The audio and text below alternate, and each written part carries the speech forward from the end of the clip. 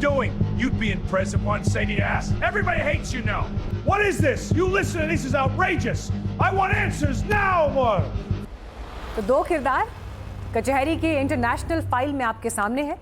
आपने अक्सर फिल्मों में या अपने दोस्तों के बीच एक शब्द सुना होगा, ब्रोमांस। ब्रोमांस यानी दो भाइयों या गहरे दोस्तों जैसी अटूट दोस्ती। हिंदी फिल्मों में जैसे जय वीरू थे, जो एक दूसरे के लिए दुनिया से लड़ जाएं, एक का सुख दुख दूसरे का सुख दुख। ब्रदर्स और रोमांस को मिलाकर बना ये शब्द आज की जनरेशन में बड़ा पॉपुलर है। ग्लोबल पॉलिटिक्स यानी अंतर्राष्ट्रीय राजनीति में भी एक ऐसा ही अल्टीमेट रोमांस था। डोनाल्ड ट्रंप और बेंजामिन नेतन्याहू के बीच एक ऐसा याराना जहां ट्रंप व्हाइट हाउस से हुक्म चलाते थे और इजराइल के बीबी मिडिल ईस्ट में उसे अमली जामा पहनाते थे। दुनिया को लगता था कि इस फेविकॉल के जोड़ को कोई तोड़ नहीं सकता, लेकिन आज इस महा ब्रोमांस की बुनियाद हिल चुकी है। Donald Trump is the greatest friend that the state of Israel has ever had in the White House. जिस दोस्ती में कभी एक दूसरे की तारीफों के कसीदे पढ़े जाते थे, आज क्या वहां पर गाली गलौज, फोन काटने, तुम पागल हो गए हो क्या, ऐसे तीखे शब्दों तक क्या बात पहुंच चुकी है?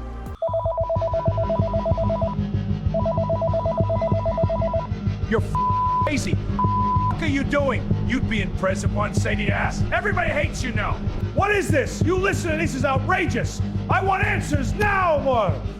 जियोपॉलिटिक्स की दुनिया में एक कहावत बड़ी मशहूर है, वॉशिंगटन में सरकारें बदलती हैं लेकिन इजराइल के लिए अमेरिका की नीतियां नहीं बदलती। लेकिन इस बार नीतियां नहीं, दोनों दोस्तों के अहंकार टकरा गए हैं।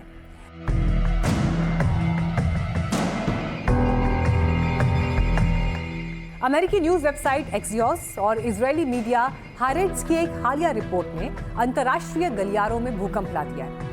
रिपोर्ट के मुताबिक लेबनान में जारी हमलों को लेकर डोनाल्ड ट्रंप और बेंजामिन नेतन्याहू के बीच फोन पर ऐसी तीखी बहस हुई कि ट्रंप अपना आपा खो बैठे। ट्रंप ने चीखते हुए यहां तक कह दिया कि अगर मैं ना होता तो तुम जेल में होते। अब सवाल यह है कि क्या वॉशिंगटन के सबसे दुलारे बीबी यानी नेतन्याहू अब आउट ऑफ कंट्रोल हो चुके हैं? क्या ईरान और लेबनान के चक्रव्यूह ने ट्रंप और नेतन्याहू की उस फेविकॉल जैसी जोड़ी को तोड़ दिया है, जिसने कभी अब्राहम अकॉर्ड्स का ऐतिहासिक ताना बाना बुना था? Today I'm delighted to welcome Israeli Prime Minister Benjamin Netanyahu back to the White House. Bibi, I want to say it's an honor to have you with us. In my first term, Prime Minister and I forged a tremendously successful partnership that brought peace and इस महाविवाद के बीच Iran की embassy का एक social media post भी इस वक्त पूरी दुनिया में वायरल है। इस पोस्ट में एक ग्राफिक शेयर किया गया है जिसमें अमेरिका के 4 राष्ट्रपतियों George Bush, Barack Obama, Donald Trump और जो बाइडेन के चेहरे दिखाए गए हैं, लेकिन इन सभी चेहरों के पीछे बेंजामिन नेतन्याहू की परछाई और उनके जैसा ही लुक दिखाई देता है। इस पोस्ट के जरिए ईरान ने पूरी दुनिया के सामने तंज कसा, अमेरिका का राष्ट्रपति कोई भी हो, वॉशिंगटन की कुर्सी पर बैठा कोई भी हो, हुकूमत और नीतियां हमेशा इजराइल की ही चलती हैं। लेकिन यहाँ एक बड़ा सवाल उठता है, महाशक्ति अमेरिका इजराइल के सामने इतना मजबूर क्यों अमेरिका चाहकर भी इजराइल का हाथ नहीं छोड़ सकता? अब इसके पीछे 3 बड़े स्ट्रैटेजिक कारण हैं। पहला, अरब देशों और तेल के कुओं से घिरे मिडिल ईस्ट में इजराइल अमेरिका का सबसे भरोसेमंद और इकलौता लोकतांत्रिक मिलिट्री बेस जैसा है। इजराइल के बिना अमेरिका इस पूरे एरिया में अपनी धाक नहीं जमा सकता। मोसाद और इजरायली इंटेलिजेंस का नेटवर्क मिडिल ईस्ट में सबसे खतरनाक है। ईरान से लेकर हिजबुल्लाह और आतंकवाद विरोधी अभियानों में अमेरिका पूरी तरह इजरायली इनपुट्स पर निर्भर है। अमेरिका के घातक हथियारों के लिए इजराइल न सिर्फ एक बड़ा बाजार है, बल्कि अमेरिका हथियारों की ताकत को सीधे युद्ध के मैदान में टेस्ट करने का जरिया भी है।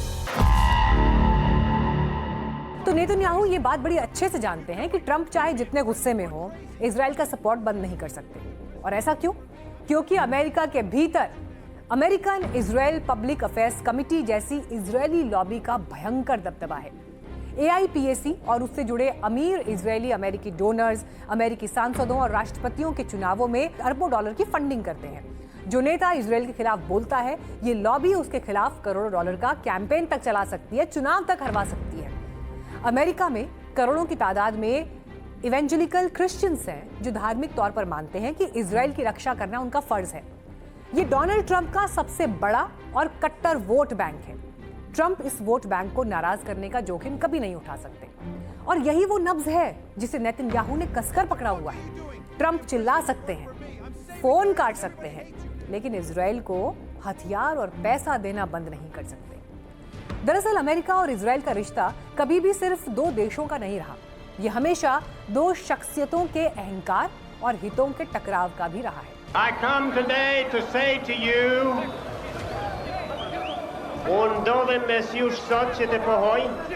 freedom works. याद कीजिए 1990 का वो वक्त जब अमेरिका के तत्कालीन विदेश मंत्री जेम्स बेकर इस कदर नेतन्याहू से चिढ़ गए थे कि उन्होंने नेतन्याहू के व्हाइट हाउस में घुसने पर पाबंदी लगा दी थी। तो क्या 36 साल बाद इतिहास खुद को दोहराने वाला है? ट्रंप चाहते हैं कि लेबनान में जल्द से जल्द सीज फायर हो ताकि वो दुनिया के सामने शांति दूत बन सके, लेकिन नेतन्याहू, उनके मकसद अलग है। उनके लिए युद्ध उनकी राजनीतिक ढाल है। जैसे ही बेरूत में शांति की बात आगे बढ़ती है, इजरायली सेना की टुकड़ियां सीज फायर की धज्जियां उड़ाते हुए एडवांस पोजीशन पर पहुंच जाती है। शेख नईम कासिम का हिजबुल्लाह पलटवार कर रहा है, लेकिन नेतन्याहू रुकने को तैयार नहीं।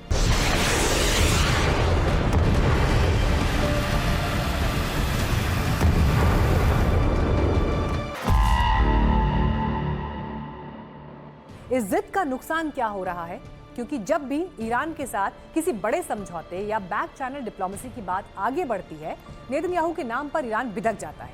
ईरान को लगता है कि ट्रंप के जरिए जो भी डील होगी, नेतन्याहू उसे जमीन पर कभी भी उतरने नहीं देंगे। नतीजा ये कि नेतन्याहू अब ट्रंप के लिए एक मुश्किल बनते जा रहे हैं, एक लाइबिलिटी बनते जा रहे हैं, जिसे ना तो अमेरिका निगल पा रहा है ना उगल पा रहा है। दरअसल ट्रंप खुद के साथ साथ नेतन्याहू को भी एक सम्मानजनक रिस्पेक्टेबल एग्जिट रूट देना चाहते हैं ताकि जंग खत्म हो सके और ट्रंप इसका पूरा क्रेडिट ले सके। लेकिन नेतन्याहू को पता है कि जिस दिन जंग रुकी उसी दिन इजराइल की अदालतें, वहां की नाराज जनता और उनकी खुद की गठबंधन सरकार उनसे पुराना हिसाब किताब मांगेगी। तो आज का प्रश्न फिर यही कचहरी में कि क्या ये ऐतिहासिक जोड़ी टूट जाएगी? हालांकि डिप्लोमेसी में फिर एक और नियम है, ना तो दुश्मनी स्थायी होती है और ना ही दोस्ती निस्वार्थ होती है। ट्रंप और नेतन्याहू के बीच की ये जंग दरअसल इस बात की जंग है कि दुनिया का सबसे ताकतवर देश सुपर पावर अमेरिका है या फिर इजराइल के वो प्रधानमंत्री जो वॉशिंगटन को अपनी उंगलियों पर नचाने का हुनर जानते हैं। क्योंकि नेतन्याहू के तेवरों से यही लगता है कि वो जंग अपनी मर्जी से खत्म करेंगे, मगर उनके सामने इस वक्त हिजबुल्लाह भी है जो खड़ा है और अड़ा है।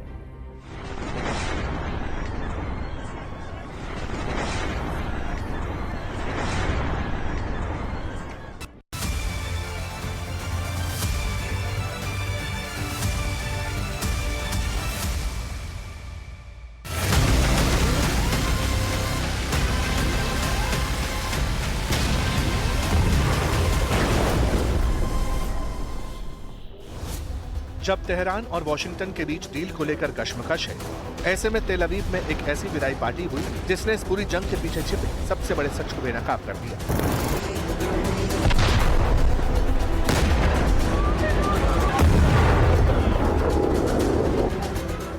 मौका था मोसाद चीफ डेविड बार्निया के विदाई का।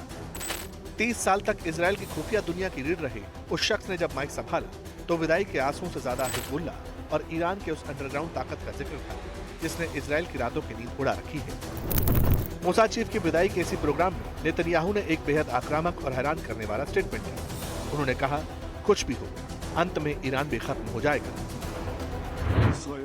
जो भी इजराइल के खिलाफ बुराई की साजिश रचता है, उसे ये पता होना चाहिए कि उसकी योजनाएं विफल होंगी, उसे इसकी भारी कीमत चुकानी पड़ेगी। ईरान पहले ही बहुत भारी कीमत चुका चुका है। ईरान में आतंक के इस शासन की नींव हिल चुकी है। ये फिर कभी पहले जैसी नहीं होगी और मैं आपको बता दूं, आखिर में ईरान का पतन जरूर होगा। तो क्या इजराइल अब वो करने जा रहा है जिसकी कल्पना किसी ने नहीं की? क्या इस बार परमाणु वाला सिस्टम निकलेगा और क्या इस बार के लिए ईरान का सिस्टम रेडी है? सवाल ये भी उठता है कि आखिर नेतन्याहू को यह खौफनाक दावा क्यों करना पड़ा? क्या यह खोखली हुंकार है या फिर लेबनान के मोर्चे पर इजराइल की उस हताशा का सबूत? जहां हिजबुल्लाह उसे एक ऐसे चक्रव्यूह में फंसा चुका है जिससे निकलना नामुमकिन लगता है। क्या इसीलिए लेबनान के शहरों को समतल बनाने, गाजा जैसा हाल करने की धमकियां दी जा रही हैं? हम उत्तरी सीमा पर हैं और हम स्पष्ट रूप से कह रहे हैं कि हमें दहिये को पूरी तरह से समतल करना है। मैंने पिछले युद्ध विराम का विरोध किया था और मैं ये भी कहता हूं कि हमें इसे पूरी तरह से नष्ट करना होगा। IDF अपना काम कर रहा है। शुक्र है पिछले कुछ हफ्तों में हिजबुल्लाह के 600 सदस्य मारे गए हैं, लेकिन ये काफी नहीं है। हमें दहिये पर कब्जा करना होगा, उसे पूरी तरह से नष्ट करना होगा, उसे पूरी तरह से समतल करना होगा और फिर से नष्ट करना होगा। हिजबुल्लाह दहिये में है, दहिये में हिजबुल्लाह को नष्ट करो। मिलिट्री साइंस का एक नियम है कि अगर आप किसी सांप का सिर काट दें तो उसका शरीर बेजान हो जाता है। इजराइल ने यही थ्योरी हिजबुल्लाह पर आजमाई। हसन नसरल्लाह से लेकर हाशिम सफीउद्दीन तक इजराइल ने हिजबुल्लाह के पूरे शीर्ष नेतृत्व को मलबे में तब्दील कर दिया। लेकिन नतीजा क्या निकला? संगठन खत्म होना तो दूर, लेबनान की पहाड़ियों में इजरायली सेना को हार्ड टाइम यानी नाको चने चबाए जा रहे हैं, ऐसा हिजबुल्लाह का दावा है। वहीं ईरान खुलकर हिजबुल्लाह का सपोर्ट कर रहा है। ईरानी टीवी पर ऐलान कर रहा है।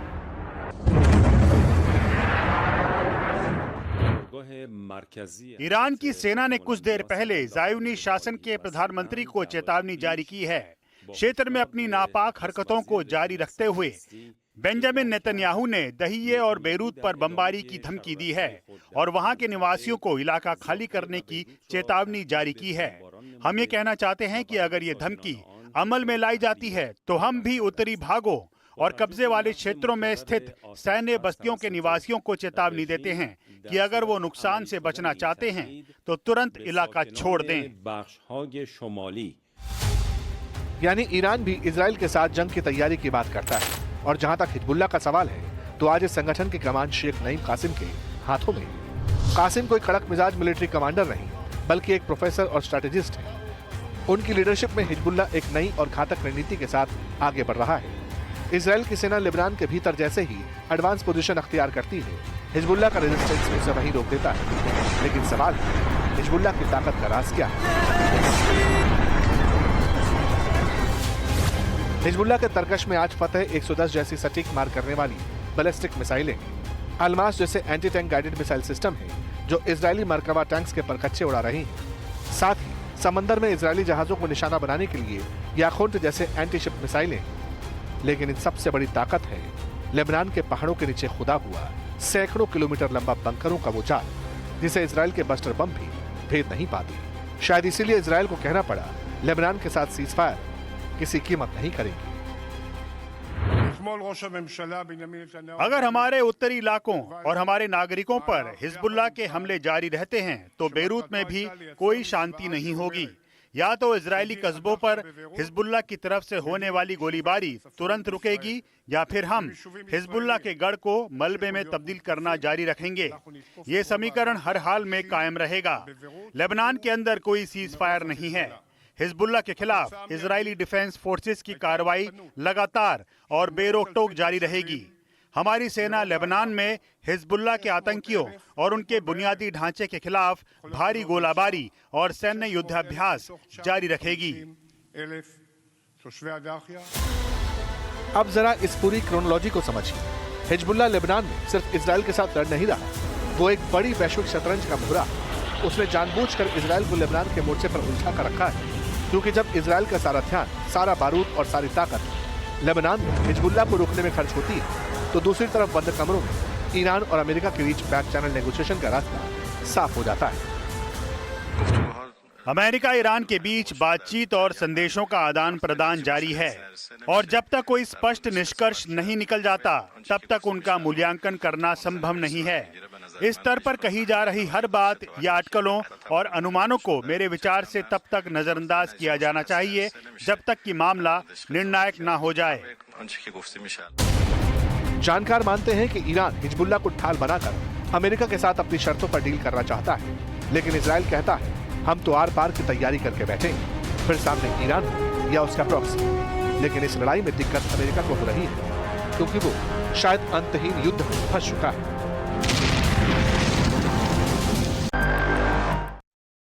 कहते हैं कि सच को कहने के लिए तजुर्बे की नहीं हौसले की जरूरत होती है। जब यह हौसला सिस्टम के सबसे बड़े नीति निर्धारकों के सामने 17 साल की उम्र बनकर खड़ा हो जाए तो बड़े से बड़े महकमों की कुर्सियां हिल जाती हैं। ये स्टूडेंट कोई और नहीं, रांची के रहने वाले सार्थक सिद्धांत हैं।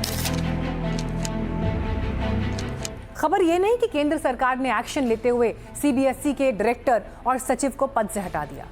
खबर तो यह है कि जब एक 12वीं का बच्चा सीबीएसई की गड़बड़ी पकड़ सकता है तो फिर इतना बड़ा सीबीएसई वाला सिस्टम क्या करता रह गया? क्यों सही वक्त पर सजग नहीं हो पाया? ऑलमोस्ट 90% एक्सपेक्ट कर रही थी, बट वो एक्सपेक्टेशंस के अकॉर्डिंग मेरे मार्क्स नहीं आए, जस्ट बिकॉज कि इनका OSM मार्किंग की वजह से। हम लोगों ने पेपर दिया, मैं बहुत अच्छा एक्सपेक्ट कर रही थी अबव 95, पर मेरे 90 भी नहीं आए हैं और ये मेरा फ्यूचर का सवाल है और इससे ऐसा ये गंदा मजाक कर रहे हैं, ये बहुत दिक्कत हो रही है मुझे इस सब चीज़ों से। ये मेरा फ्यूचर है। बोर्ड्स में OSM मार्किंग की वजह से परसेंटेज थोड़ा ऊपर नीचे हो गया तो प्रॉब्लम हो सकती है। जिस उम्र में बच्चों को अपने करियर, पढ़ाई, नंबर्स की चिंता होनी चाहिए, उस उम्र में सार्थक देश की सबसे बड़ी पार्लियामेंट्री कमेटी के सामने खड़े होकर सीबीएसई को तकनीकी पाठ पढ़ा रहे थे। उन्होंने कमेटी को बताया कि कैसे सीबीएसई की ऑन स्क्रीन मार्किंग वेबसाइट में इतनी बुनियादी कमियां थी कि कोई भी उसमें गड़बड़ी कर सकता था। उन्होंने टेंडर प्रक्रिया में लूप होल्स की डिटेल में समझाया। सार्थक की समझदारी और पैनी नजर को देखकर खुद कमेटी के लोग हैरान रह गए। यहां तक कह दिया कि तुम इतने समझदार हो, तुम्हें तो बोर्ड का एडवाइजर बना देना चाहिए।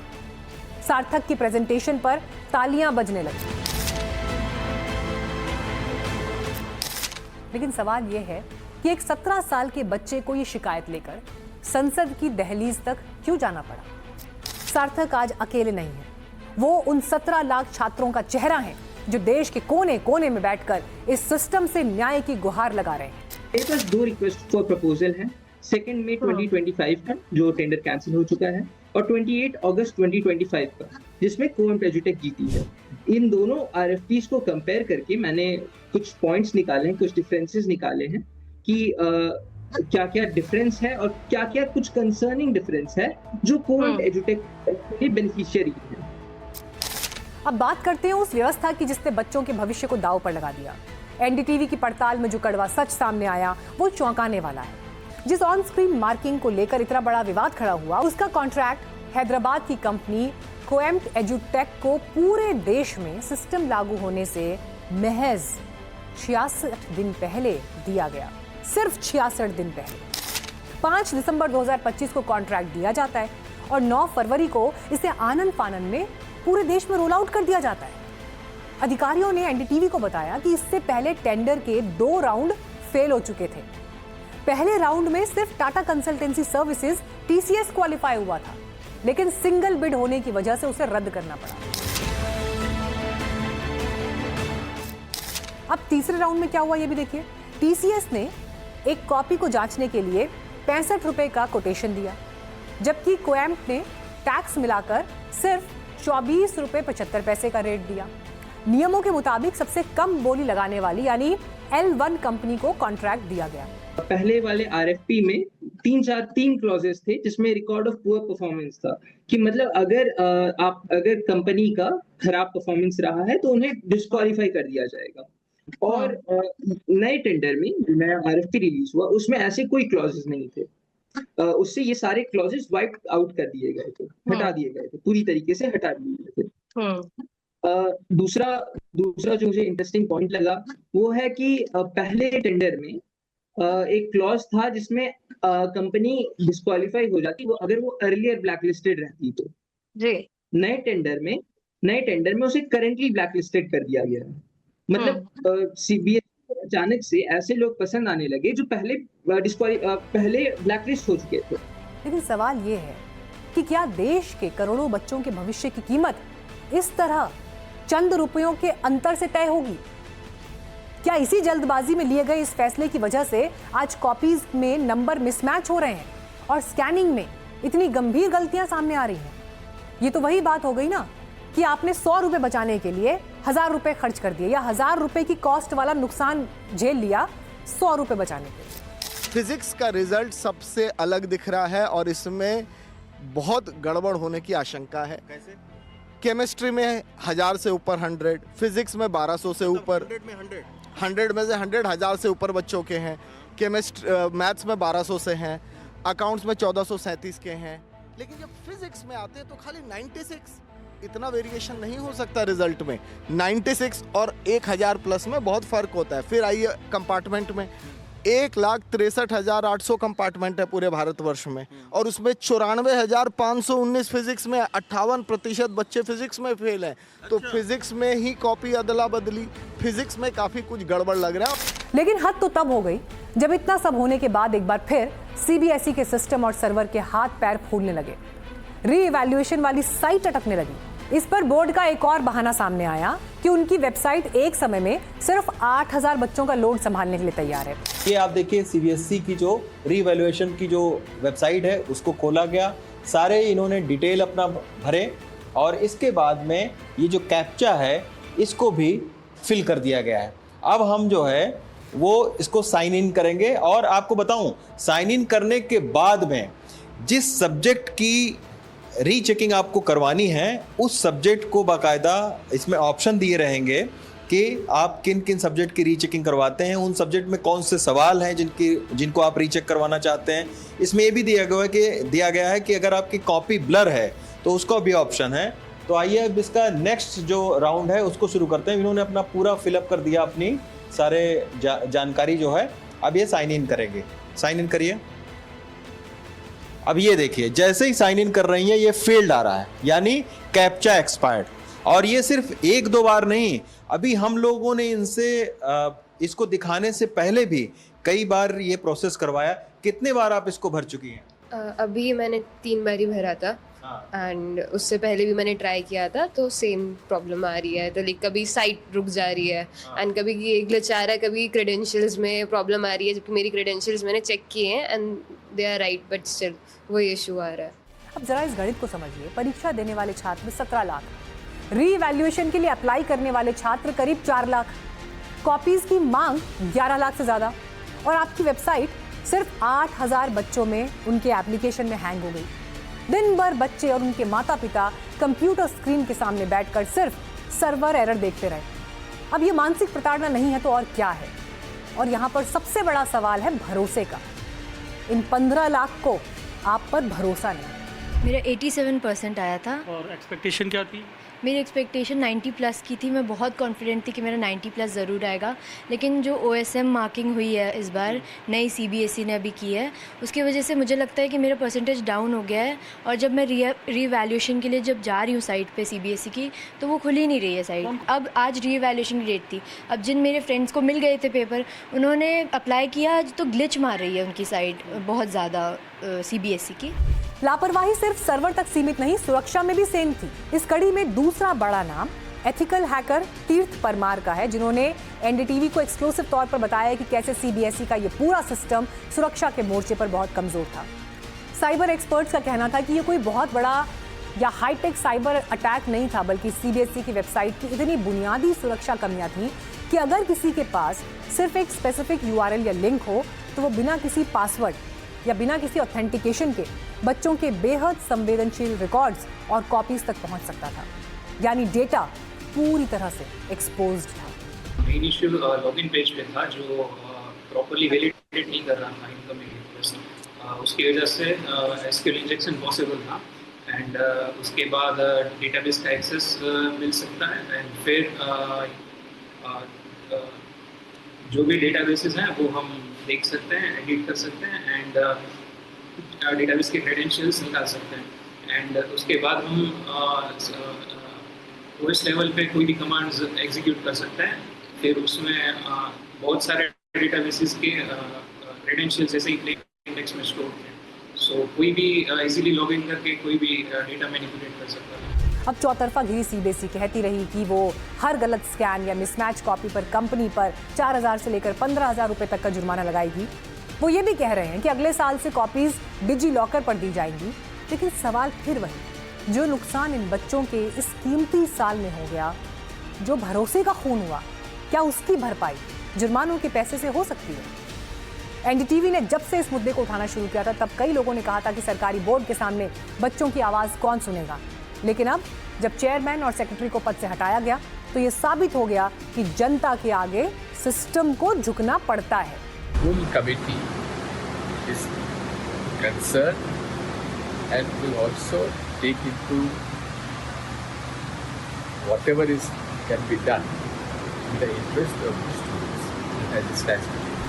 सार्थक, वेदांत और इन जैसे कई बच्चों ने ये बताया है कि व्यवस्था कितनी भी बड़ी क्यों ना हो, अगर उसमें खामी है तो उसे चुनौती दी जा सकती है।